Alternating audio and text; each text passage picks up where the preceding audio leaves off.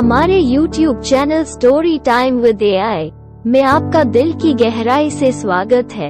आज हम जो कहानी लेकर आए हैं वो कहानी है लेडी पुलिस मोना की मर्डर मिस्ट्री।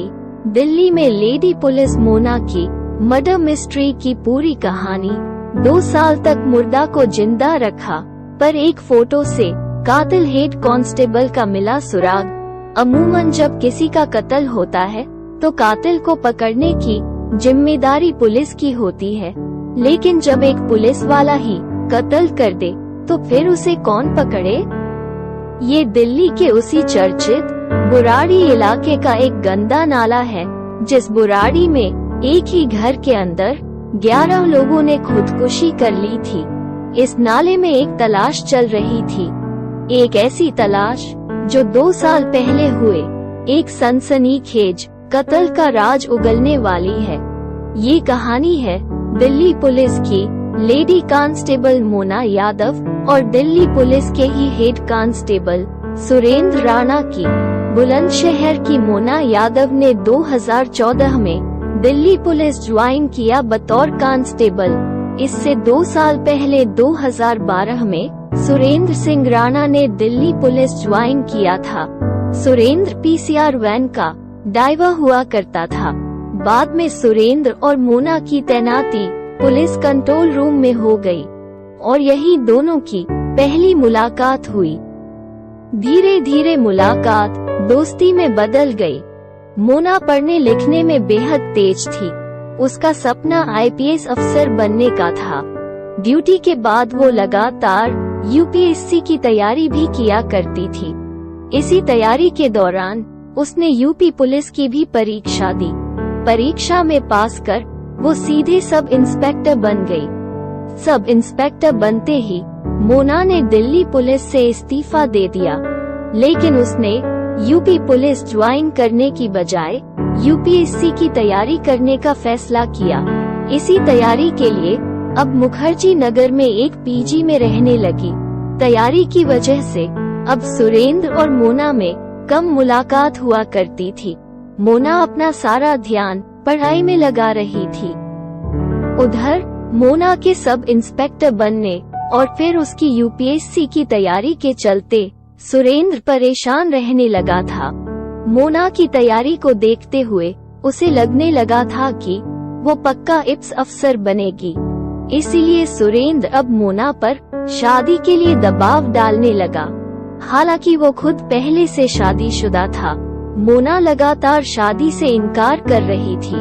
उसका पूरा लक्ष्य यूपीएससी के एग्जाम पर था।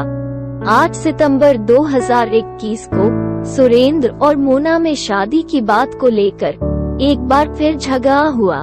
तब दोनों सुरेंद्र की कार में थे। झगड़े के दौरान सुरेंद्र अपनी कार बुराई की तरफ ले गया। वो खुद अलीपुर रहता था। बुराई में एक सुनसान जगह पर गाड़ी रोककर उसने गुस्से में मोना का गला दबा दिया। कार में ही मोना की मौत हो गई। कत्ल के बाद सुरेंद्र ने उसी इलाके के इसी गंदे नाले में मोना की लाश डाल दी। तब इस नाले में इतना पानी नहीं था। उसने लाश डालने के बाद उस पर मिट्टी डाली और फिर वजनी पत्थर रख दिए। मगर इससे पहले सुरेंद्र ने मोना के मोबाइल, उसका आधार कार्ड, उसका एटीएम सब कुछ अपने पास रख लिया। इधर वारदात के कई दिनों बाद तक जब घर वालों की मोना से बात नहीं हुई तो उन्होंने मोना को ढूंढना शुरू किया। चूंकि हेड कांस्टेबल सुरेंद्र कई बार मोना के घर भी जा चुका था, इसलिए उसके घर वाले उसे जानते थे। ऊपर से वो पुलिस वाला था, तो मोना के घर वालों ने सुरेंद्र से ही मोना को ढूंढने की गुजारिश की। इसके बाद खुद सुरेंद्र मोना के घर वालों के साथ मुखर्जी नगर थाने गया। वहां उसने मोना की गुमशुदगी की रिपोर्ट लिखाई। इतना ही नहीं, घर वालों को यकीन दिलाने के लिए वो दिल्ली पुलिस के आला अफसरों के पास भी मोना के घर वालों को लेकर गया, लेकिन मोना का कोई पता नहीं चल रहा था। फिर एक रोज अचानक सुरेंद्र ने मोना के घर वालों को बताया कि वो किसी अरविंद नाम के लड़के के साथ चली गई है। शायद दोनों ने शादी भी कर ली है। मोना के घर वालों को यकीन दिलाने के लिए सुरेंद्र कई बार दूसरे नंबर से मोना के घर फोन करता, पर फोन पर आवाज मोना की होती। वो कहती, मैं ठीक हूँ, परेशान ना हो। घर वाले बेफिक्र हो जाते, पर असल में होता ये कि सुरेंद्र के पास मोबाइल में मोना के कई ऑडियो मौजूद थे। इन्हीं ऑडियो को वो एडिट कर रिकॉर्डेड बातचीत मोना के घर वालों को सुना देता। तब मोना के घर वालों को तसल्ली हो जाती और वो यही सोचते कि वो जहाँ भी है ठीक है। पर 2-4 ऑडियो मैसेज ही सुरेंद्र कितनी बार घर वालों को सुनाता। लिहाजा मोना को जिंदा रखने के लिए उसने दूसरा तरीका अपनाया। सुरेंद्र ने अब अपने साले रविंद्र को भी इस साजिश में शामिल कर लिया।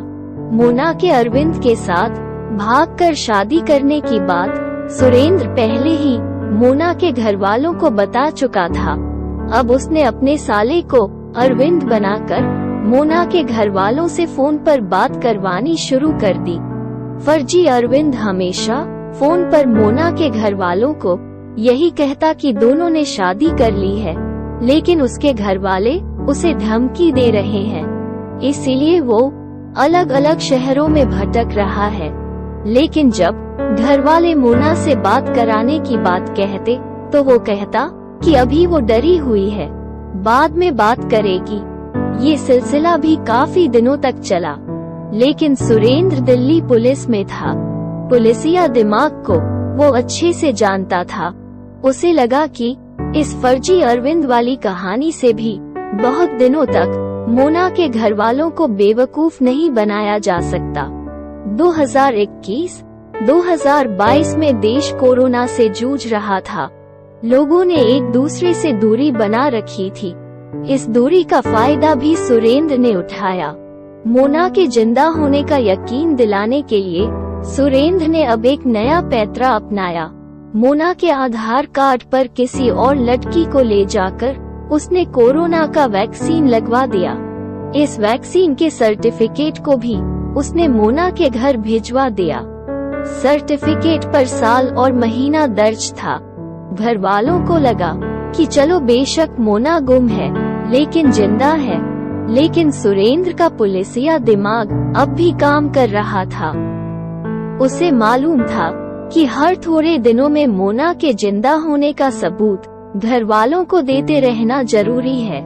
इसके लिए भी उसने एक नया तरीका अपनाया। मोना का आधार कार्ड पहले से ही उसके पास था। 2021-22 में कोरोना का कहर जारी था। 2 गज की दूरी और मास्क जरूरी था। सुरेंद्र ने इस मास्क का भी फायदा उठाया। उत्तराखंड, हरियाणा, पंजाब के कई होटलों में उसने अलग अलग कॉल गर्ल को रुकने के लिए भेजा। होटल में एंट्री के लिए आईडी कार्ड के तौर पर हर जगह उन लड़कियों ने मोना का आधार कार्ड ही दिया। अलग अलग होटलों में मोना के नाम पर दूसरी लड़कियों को ठहराने के बाद सुरेंद्र खुद इस बात की जानकारी मोना के घर वालों को देता। वो मोना के घर वालों बताता कि उसके मुखबिरों के पता चला है कि मोना इन शहरों के होटलों में रुकी थी। फिर वो मोना के घर वालों को लेकर खुद भी उन होटलों में जाता, वहाँ रजिस्टर चेक करता, नाम और शिनाख्ती कार्ड चेक करता। घर वाले भी देखते कि आधार कार्ड तो मोना का ही है, पर इस अफसोस के साथ लौट आते कि यहाँ पहुँचने में जरा सी देरी हो गई, वरना मोना मिल जाती। लेकिन ऐसा करके सुरेंद्र अब भी लगातार मोना को जिंदा रखे हुए था। मोना के गायब हुए 2 साल से ज्यादा का वक्त गुजर चुका था। अब 2023 आ चुका था। आधा साल बीत चुका था। मोना के घर वालों, खासकर उसकी बहन को अब शक होने लगा। उसे लगा कि अगर मोना ने अपनी मर्जी से भागकर शादी भी कर ली तो अब तो 2 साल हो गए, सब कुछ सेटल हो गया होगा, फिर वो क्यों सामने नहीं आ रही है। बहन को लगा कि कुछ ना कुछ गड़बड़ है और इसी के बाद मोना के घर वालों ने दिल्ली के पुलिस कमिश्नर से मिलने का फैसला किया। पुलिस कमिश्नर ने पूरी कहानी सुनने के बाद क्राइम ब्रांच को मोना को तलाशने की जिम्मेदारी सौंपी। क्राइम ब्रांच ने सबसे पहले मोना के घर वालों से ही पूछताछ की। तब पता चला कि मोना की गुमशुदगी के बाद कई बार अलग अलग नंबरों से अरविंद नाम के एक शख्स का फोन आता था और वो ये बताता था कि उसने मोना से शादी कर ली है और दोनों को ठीक है। पुलिस ने अब उन नंबरों को खंगालने का फैसला किया। जांच के दौरान पता चला कि जिन नंबरों से कॉल किए गए थे वो सभी सिम फर्जी आईडी कार्ड पर लिए गए थे। ऐसी ही एक फर्जी आईडी वाले सिम कार्ड के फॉर्म पर एक तस्वीर चिपकी थी। इस फॉर्म पर नाम तो किसी और का था, लेकिन फोटो राजपाल नाम के एक शख्स की चिपकी थी। पुलिस ने जब फॉर्म पे चिपकी इस तस्वीर को मोना के घर वालों को दिखाया तो उन्होंने उसकी पहचान राजपाल के तौर पर की। मोना के घर वालों ने बताया कि राजपाल 1-2 बार हवलदार सुरेंद्र राणा के साले रविंद्र के साथ उनके घर आया था और वो रविंद्र का दोस्त है। ये पता चलते ही पुलिस ने सबसे पहले राजपाल को दबोचा, फिर राजपाल के बाद सुरेंद्र के साले रविंद्र को। अब इन दोनों से जब पूछताछ हुई तो थोड़ी ही देर में दोनों टूट गए। दोनों ने कहा कि उनकी कोई गलती नहीं है, उन्होंने कोई कत्ल नहीं किया है, ये सब कुछ सुरेंद्र ने किया है। पहली बार इन दोनों ने ही बताया कि जिस मोना को 2 साल से खुद सुरेंद्र और दिल्ली पुलिस ढूंढ रही है वो तो 2 साल पहले ही मर चुकी है। उसका कत्ल किसी और ने नहीं बल्कि खुद सुरेंद्र ने किया है। इन दोनों के खुलासे के बाद अब दिल्ली पुलिस अपने ही महकमे के हेड कांस्टेबल यानी हवलदार सुरेंद्र सिंह राणा को गिरफ्तार करती है। सुरेंद्र का साला और साले का दोस्त राजपाल पहले ही कहानी उगल चुके थे। अब सुरेंद्र की बारी थी।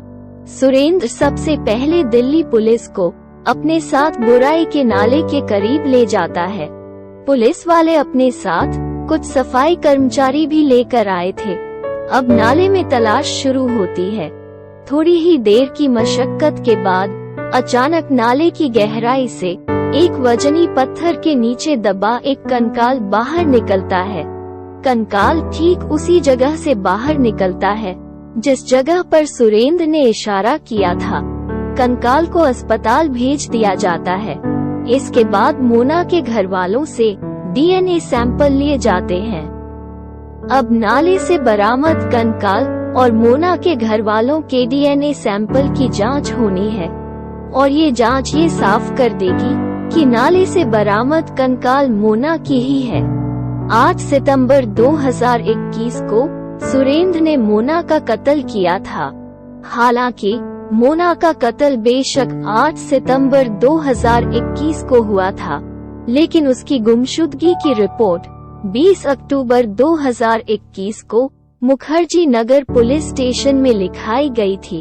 अगर मुखर्जी नगर पुलिस उसी वक्त इस मामले को गंभीरता से लेती तो मुर्दा मोना अगले 2 साल तक जिंदा न रहती, वो भी तब जबकि मोना खुद दिल्ली पुलिस की एक कांस्टेबल थी।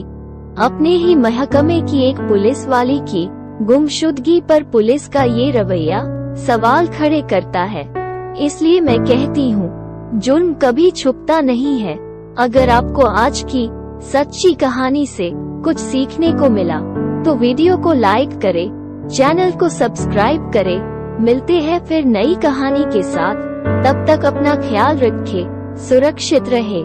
धन्यवाद।